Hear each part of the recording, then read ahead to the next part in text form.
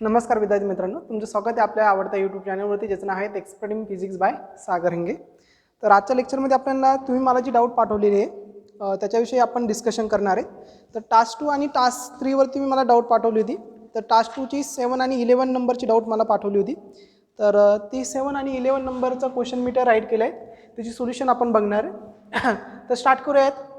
Task number 2, which of the following has the maximum momentum. तर 4 cases दिले, ह्या 4पैकी कशातमध्ये सगळ्यात जास्त मॅक्झिमम मोमेंटम असेल असा क्वेश्चन विचारला आहे.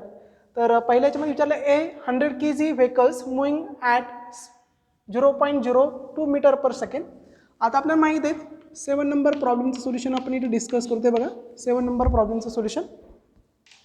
तर आपल्याला माहिती आहे, काय माहीत आपल्याला मोमेंटम आपल्याला कॅल्क्युलेट करायचं. तर मोमेंटमचा फॉर्म्युला आहे P is equal to mass into velocity. मग पहिल्या केसमध्ये काय होईल बघा, पहिल्या केसमध्ये दिले आपल्याला मास इज 100 kg, मास दिले आपल्याला 100 kg, व्हेलॉसिटी दिली आहे v किती दिला आहे 0.02 मीटर पर सेकंड.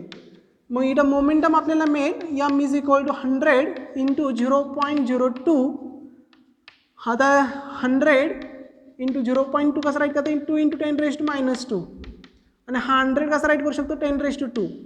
मग 10⁻², 10⁻² गेट कॅन्सल, आन्सर मिळेल 2 kg मीटर पर सेकंड. हे मिळालं तुम्हाला पहिलं momentum. So P1 is equal to 2 kg metre per second. आता सेकंड केसमध्ये बघूया. सेकंड केसमध्ये म्हणलं आहे 4 gram weight at 10,000 centimetre per second. मग सेकंड केसमध्ये मास दिला आपल्याला 4 ग्रॅम. याचं कन्वर्जन आपण पहिल्या याच्यामध्ये SI मध्येच केलं, म्हणून SI मध्येच करूयात. 4 gram that is 4 into 10⁻³ kg. आणि व्हेलॉसिटी जी दिली ती 10,000 सेंटीमीटर दिली, 10,000 सेंटीमीटर पर सेकंड. याचं कन्वर्जन परत जर केलं आपण that is 10⁻⁴ centimetre per second. मग आता centimetre that is 10⁻⁴, 10⁻² per second. So velocity तुम्हाला दिली 10⁻² मीटर पर सेकंड. सेंटीमीटरचं कन्वर्जन कशामध्ये केलं आपण, मीटरमध्ये. So 10⁻² metre, 1 centimetre is equal to 10⁻², म्हणजे व्हेलॉसिटी मिळाली. सो मोमेंटम किती मिळेल मग, P2 is equal to m into v.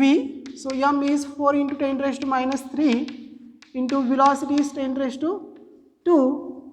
And so P2 is equal to 4 into 10⁻⁻1 that is 0.4 kg metre per second. Second पार्टमध्ये मिळालं मोमेंटम P2. आता थर्डमध्ये काय म्हटलं बघा, थर्डमध्ये a 200 gram weight moving with kinetic energy 10⁻�6. Mass किती दिला आपल्याला 200 ग्रॅम. 200 म्हणजे 200 इंटू 10⁻³ kg. हे राईट करू शकतो आपण 0.2 kg. ओके, हे दिलं आहे मास. आता कायनेटिक एनर्जी दिली आपल्याला, kinetic energy is equal to 10⁻�6 joule दिली. तर मोमेंटम काय येईल, तर कायनेटिक एनर्जीचा फॉर्म्युला अगोदर बघा. कायनेटिक एनर्जी कडून काय फॉर्म्युला आहे 1/2 mv². आता ह्या इक्वेशन आपण m ने मल्टिप्लाय डिवाइड केलं तर काय होईल, m² v² आपण ट्वाईस m ने मल्टिप्लाय डिवाइड केलं. आता m² v² म्हणजेच काय मोमेंटम, म्हणजे p² आपण twice m. Since p is equal to काय mass into velocity. So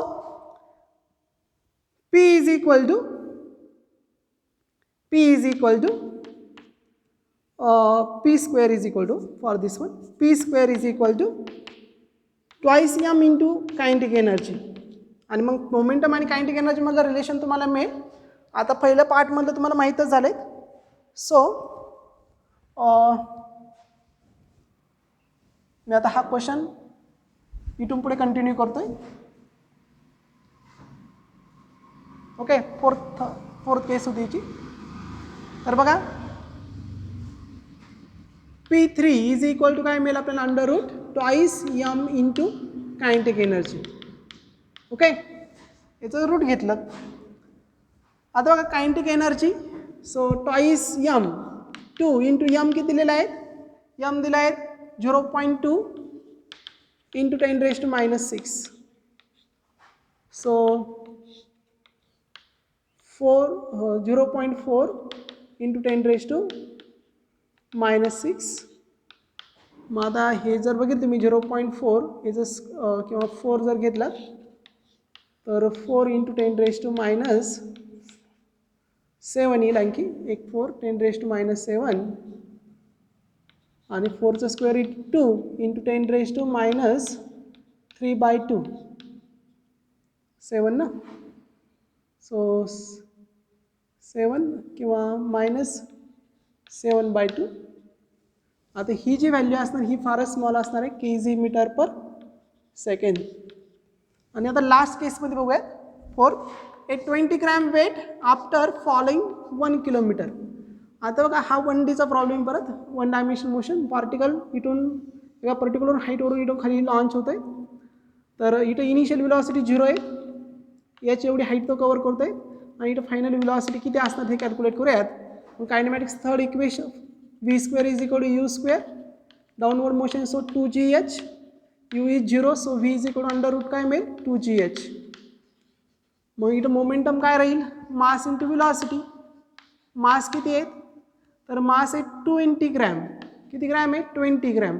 so 20 10 raised to minus 3 ग्रॅमचं कन्वर्जन कशामध्ये केलं kg मध्ये इंटू व्हेलॉसिटी. v किती under root 2gh 2g 10 h किती आहेत 1 किलोमीटर. 1 किलोमीटर म्हणजेच 1000 मीटर. मग आता हे सगळं कॅल्क्युलेशन केल्यानंतर आपल्याला इथे मिळेल 20 into 10 raised to minus 3 at it is into 2 into 10 raised to 3 4 हा 3 आणि हा 10 4. तर बघा मोमेंटम किती मिळेल p इज इक्वल टू हे मिळेल साधारण 20 into 10 raised to minus 3 into root 2 into 10 raised to 2 म्हणजेच 20 into 1.41 into 10 raised to minus 1 that is 2 आणि इथं 2 ने मल्टिप्लाय केलं 2.82 kg मीटर पर सेकंड. आता बघा आपण हे P4 याला म्हणूयात. तर हे सगळे चेक केले P1 2 kg मीटर पर आलेलं आहे, P2 आलेला आहे 0.4, नंतर P3 आलेला आहे आपला 2 into 10 raised to minus 7 हा सगळ्यात स्मॉल आहे आणि हा 2.8. मग सगळ्यात मॅक्झिमम कोणतं आहे तर P4 आहे 2.82 सगळ्यात लार्ज यांच्यामध्ये. So option number 4 will be correct for this problem. तर ह्या प्रॉब्लेमचा आन्सर नंबर 4 हे करेक्ट आहे. तर तुम्हाला समजलं असेल. Okay, this is solution of problem number 2. आता नेक्स्ट क्वेश्चन जो मला विचारला होता तुम्ही दॅट इज 7 नंबर.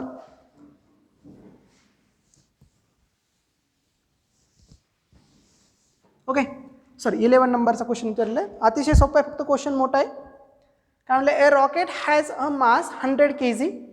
मास दिलं आहे बघा 11चं सोल्युशन. मास किती दिलं तुम्हाला 100 kg. Okay 90% of this fuel, त्याच्यापैकी 90% काय आहेत फ्यूल आहे. It is ejected fuel vapours at the rate 1 kg per second with the velocity 500 metre per second relative to the rocket. म्हणजे ज्यावेळेस रॉकेट अपवर्डला जाणार आहे त्यावेळेस तिथलं जे वेपर फ्यूल जे आहे ते इजेक्ट होत आहे. डाऊनवर्ड पार्ट जो इजेक्ट होते फ्यूलचा त्याचा रेट किती आहे 1 kg पर मीटर पर सेकंड. म्हणजे रॉकेटमधून कितीने मास डिक्रीज होत आहे त्याचा रेट जो आहे मास डिक्रीज व्हायचा फ्यूल संपत आहे ना, तर त्याचा जो रेट आहे रॉकेट अपवर्डला जाणार मास डिक्रीज होणार आणि तो जो रेट दिलेला आहे तो दिला आहे तुम्हाला 1 kg पर सेकंड. किती दिला आहेत 1 kg पर सेकंड. ओके आणि त्याची व्हेलॉसिटी दिली तुम्हाला, व्हेलॉसिटी दिली 500 मीटर पर सेकंड आणि जो खाली डाऊनवर्डला येत आहे त्याचा रेट दिला आहे किती 500 metre per second relative to the rocket. It is suppose that the rocket is outside of the gravitation field, म्हणजे त्याच्यावरती कोणत्या प्रकारचा ग्रॅव्हिटीचा अफेक्ट होणार नाही. Then the initial of thrust on the rocket when it just start moving upwards. त्यावेळेस initial of thrust विचारले आहेत. मग ऑफ थ्रस्ट आपल्याला रॉकेटचं माहिती आहे u इंटू dm/dt हा आपल्याला कॅल्क्युलेट करायचा आहे. हा क्वेश्चन आहे म्हणजे सोल्युशन डायरेक्टली. हा जो ऑफ थ्रस्ट आहे that is f is equal to u into dm/dt. u किती आहेत तर 500 आहे आणि dm upon dt, dm upon dt, so dm upon dt 1 kg per second, so 1, that is 500 Newton. So this is answer. Okay, अशा पद्धतीचे task number 2 मध्ये मला तुम्ही 2 डाऊट विचारले होते, त्याचे हे सोल्युशन. आता एक्झरसाइजमध्ये मला मुलांनी क्वेश्चन विचारला होता, that is question number again 11 exercise 2 मधला, तो घेऊयात. ओके, हे simple solution u into dm upon dt.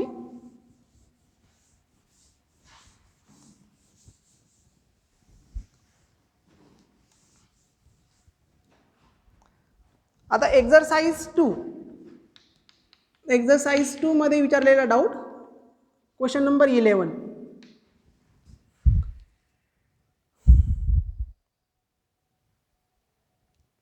Okay, काय म्हटलं का, ए 1 kg particle, 1 kg particle strikes a wall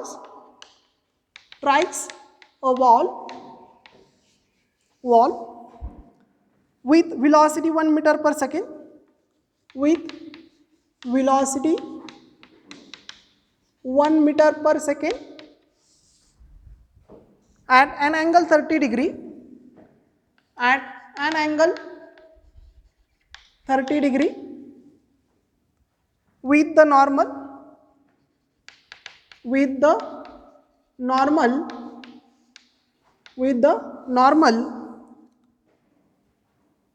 to the wall and reflects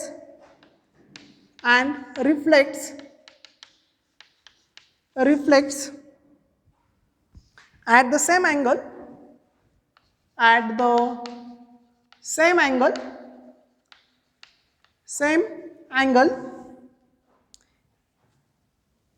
if it remains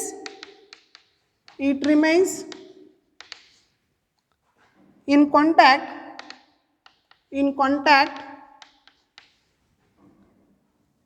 with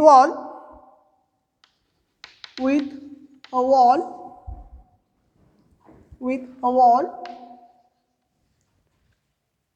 for 0.1 second, then the force is. अशा पद्धतीचा question बघा. तर काय म्हणलंय, 1 kg particle, एक पार्टिकल त्याचं मास 1 kg आहे, स्ट्राइक्स ऑन वॉलवरती स्ट्राइक्स होतोय with velocity 1 metre per second. त्यावेळेस त्याची व्हेलॉसिटी दिली, म्हणजे मास दिला आपल्याला, गिवन मध्ये काय राईट केलं ते राईट करूयात. मास दिलाय 1 kg, नंतर त्याची व्हेलॉसिटी दिली 1 मीटर पर सेकंड, नंतर तो जो वॉलला स्ट्राइक होतो त्यावेळेस अँगल दिलाय 30 degree with normal of the wall and reflects at the same angle. त्याच अँगलने काय होतंय, तो रिफ्लेक्ट होतंय. If it is remains in contact with the wall, त्यावेळेस तो वॉलवरती कोलाइड झाला, त्यावेळेस किती सेकंडमध्ये कोलाइड झाला, 0.1 सेकंड, म्हणजे टाईम दिलाय वॉलला टच होण्यासाठी लागणारा टाईम.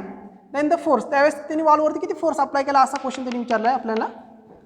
तर बघा आता कशा पद्धतीचा हा प्रॉब्लेम सॉल्व्ह करता येईल. सोल्युशन, तर ही आपली वॉल आहे सपोज, हा त्याचा हॉरिझॉन्टल, यालाच आपण नॉर्मल असं म्हणणार आहे, आणि हा वॉलला नॉर्मल असलेला, त्याच्यावरती आपण अशा पद्धतीचा एक पार्टिकल इन्सिडेंट केलं.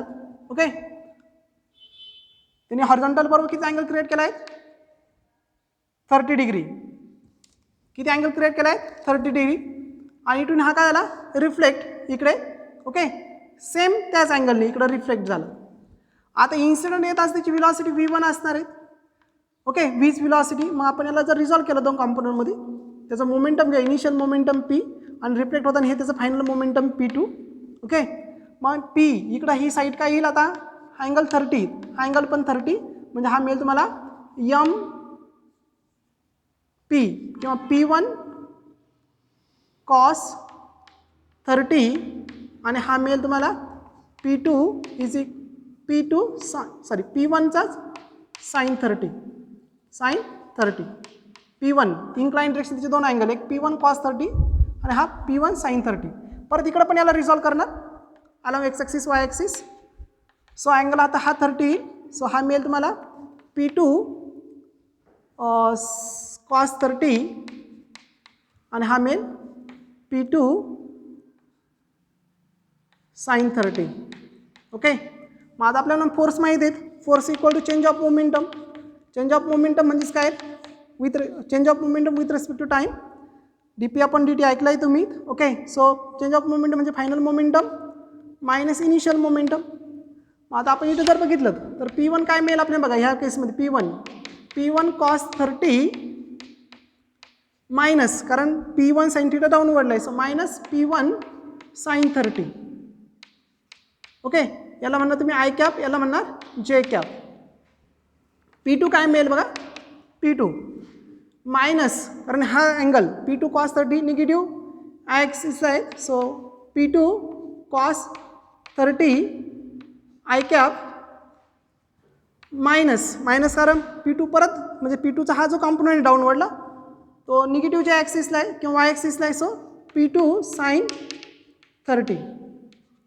मग आता बघा P2 मायनस P1 घ्यायचं आहे, so P is equal to P2 minus P2 cos 30 minus P2 sin 30. Okay, इथं आय कॅप, इथं जे cap, minus P1, so P1 cos 30 I cap minus minus plus P1 sin 30 जे cap. आता i cap आणि जे captcha term एक साईडला write करूया, so F is equal to minus P2 cos 30 I cap minus P1 cos 30 I cap, किंवा I cap common घेतला I cap इथे जे कॅपसाठी. आता ही प्लस आहे म्हणून पादुका राईट करूयात, so plus P1 sin 30 minus P2 sin 30 into जे कॅप. परत आपण जर बघितलं P1 is equal to P2 is equal to काय आहे, मास इंटू व्हेलॉसिटी तीच आहे, फक्त P1 आणि P2 ची डिरेक्शन चेंज आहे.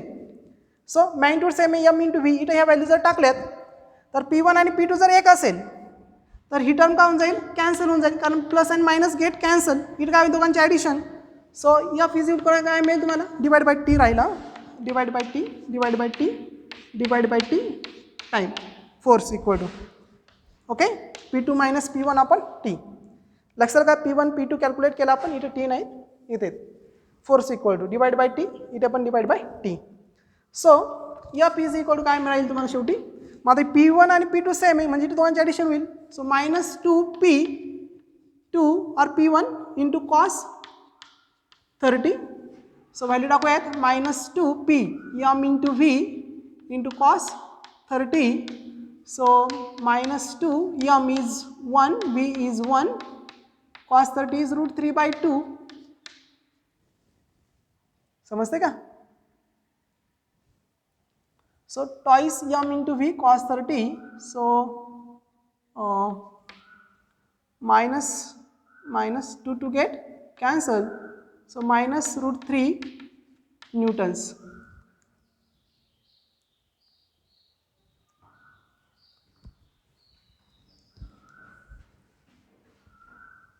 One minute.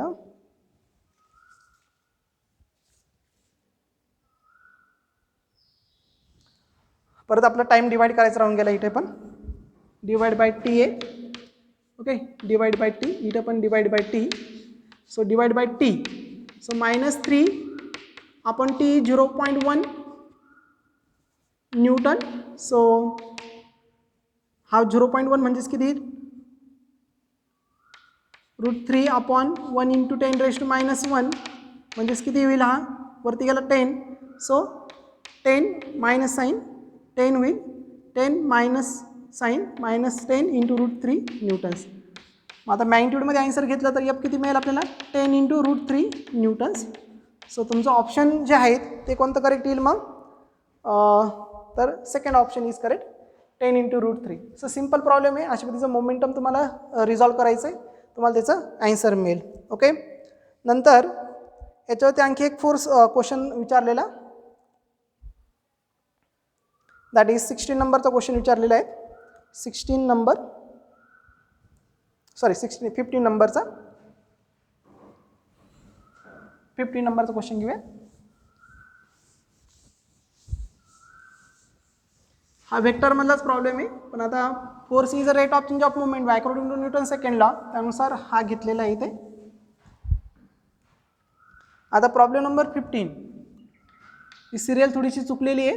ओके, तर 15 नंबर बघा. The linear momentum of body,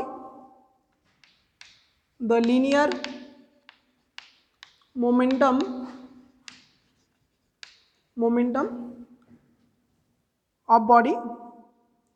of body varies with time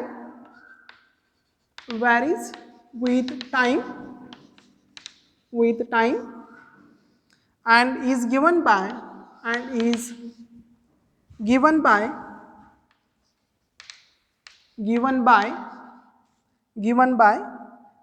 the equation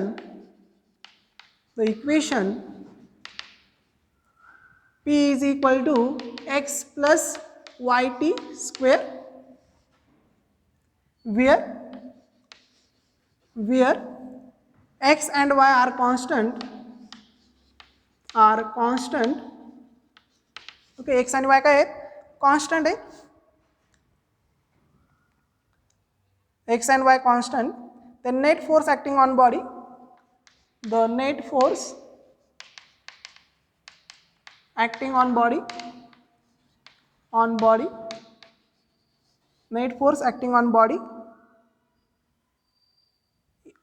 for one dimensional motion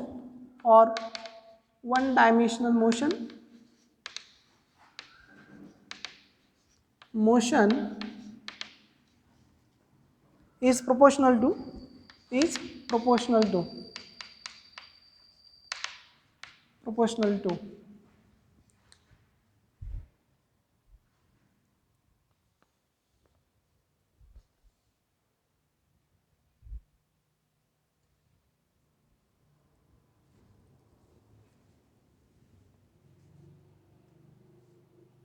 तर बघा याचा आन्सर येईल तुमचं.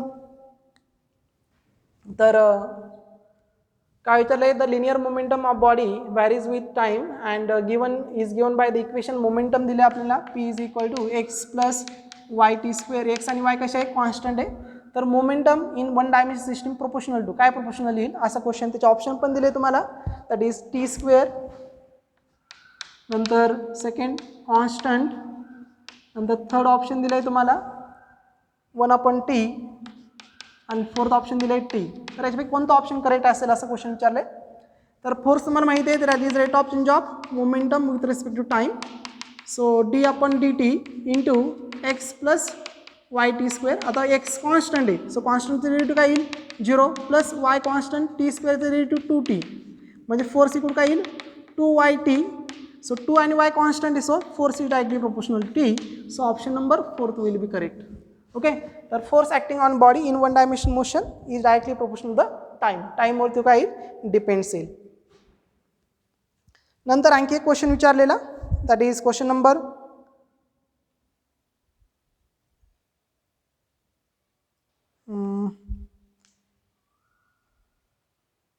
ओके, याच्यावरती एवढेच 2 डाऊट विचारले होते. तर अशा पद्धतीने आपण आज टास्क 2 कंप्लीट केला, एक्झरसाइज 1 आणि एक्झरसाइज 2. पुढच्या लेक्चरमध्ये आपण काय करणार आहे, तर टास्क 3 वरचे जे तुमचे डाऊट आहेत ते आपण घेणार आहोत. तर आजचं लेक्चर आपण इथं थांबवत आहे. टास्क 2 आणि टास्क 2 वरचे म्हणजे टास्कचे सोल्युशन आणि एक्झरसाइजचे क्वेश्चन आपण इथं पाठवले.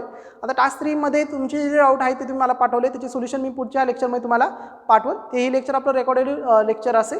ओके, तर आजचं लेक्चर आपण इथं थांबवत आहे. थँक्यू.